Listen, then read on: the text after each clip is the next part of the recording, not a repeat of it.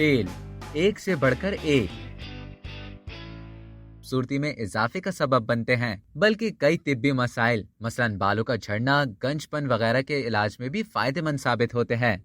आजकल ज्यादातर अफराद इनके फवाइद से आगाह नहीं हैं कि मौजूदा दौर में चंद दिनों में रंगत निखारने, दाग धब्बे दूर करने, बालों के मसाइल से निजात के लिए महंगी से महंगी मसनूआत के इस्तेमाल का रुझान बढ़ गया है। हालांकि इनके मुज़र असरात से भी इनकार मुमकिन नहीं, जबकि रिवायती तेल न सिर्फ मुज़र असरात से पाक बल्कि कम कीमत भी हैं। आइए हम आपको चंद खास इकसाम के तेल से मुतालिक मालूमात फराहम करते हैं। रोगन आमला। रोगन आमला बालों के लिए बेहद मुफीद है। ये खुश्की, सिकरी और गंजपन दूर करता है। अगर हस्बे जरूरत आमला पीस कर रात भर पानी में भिगो कर रख दें और सुबह इससे बाल धो लिए जाएं, तो न सिर्फ बालों की कुदरती स्याही बरकरार रहती है बल्कि बाल गिरना भी रुक जाते हैं। रोगन अंडा। अंडों में शामिल विटामिन ई बालों की नशोनुमा के लिए इंतहाई मुफीद है। अगर बाल हल्के, पतले और रूखे हों तो उनका बेहतरीन इलाज रोगन अंडे का इस्तेमाल है।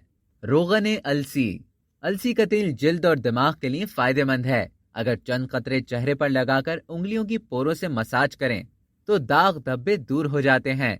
चूंकि अलसी के तेल में ओमेगा 3 फैटी एसिड्स पाए जाते हैं, तो ये बालों को मजबूत बनाने के साथ साथ गिरने से भी रोकते हैं। रोगन बादाम। रोगन बादाम में गोश्त और मछली से ज्यादा प्रोटीन्स और दूध से दुगनी मिकदार में कैल्शियम और विटामिन पाए जाते हैं, जो जिस्म की नशोनुमा, खून की कमी दूर करने समेत हड्डियों और दांतों के लिए मुफीद है। रोगन बादाम तल्ख। ये तेल चेहरे की रंगत निखारता, दाग धब्बे और झाइयां दूर करता है। रोगन पिस्ता। दूध या शहद में रोगन पिस्ता के 5 कतरे मिलाकर पीने से दिलो दिमाग को ताकत हासिल होती है। इसके अलावा इसका बाकायदा इस्तेमाल यादाश्त भी बेहतर करता है। रोगन तिल। इसमें कई ऐसे मुफीद अज्जा मसलन विटामिन बी, ई, मैग्नीशियम, कैल्शियम और फास्फोरस पाए जाते हैं, जो बालों और सरों की जल्द के लिए फायदेमंद हैं। रोगन सरसों।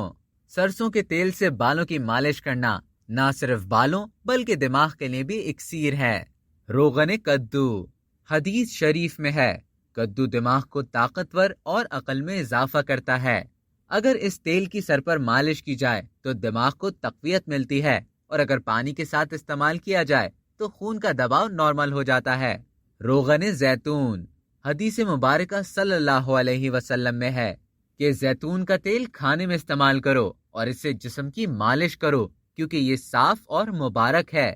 जैतून खुश्क जिल्द को नरमो मुलायम करता और चेहरे की रंगत निखारता है। तो ये थे मुख्तलिफ इकसाम के तेल के फवाइद। आप भी इन तेल को अपनी रूटीन में शामिल करके इनके फवाइद से मुस्तफीद होइए। अब तक के लिए इतना ही। मजीद इसी तरह की मालूमात हासिल करने के लिए डेली जंक को सब्सक्राइब करें और बेल आइकॉन पर क्लिक करें, ताकि ताज़ा तरीन वीडियोस का नोटिफिकेशन आपको बर वक्त मौसूल हो।